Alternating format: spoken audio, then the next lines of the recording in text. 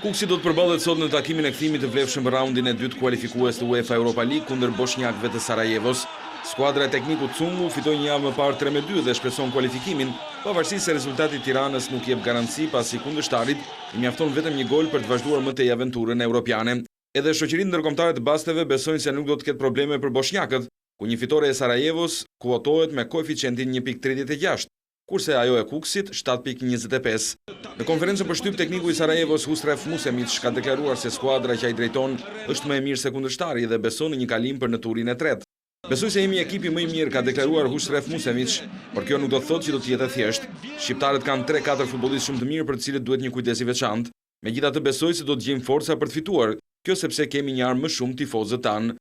Ndërkohë fajtori për 2 golat në Tiranë, portieri Bandović u ka kërkuar falje tifozëve të Sarajevos, duke marrë përsipër përgjegjësitë e tij. Takimi do të luhet në orën 21 në stadiumin Asim Ferhatović dhe do të drejtohet nga një treshë gjyqtarësh rus me kryesor Mikhail Vilkov. Në rast se Kuksi do të kualifikohet, atëherë në turin e tretë të UEFA Europa League do të përballet me ukrainasit e Metalurg Donetsk.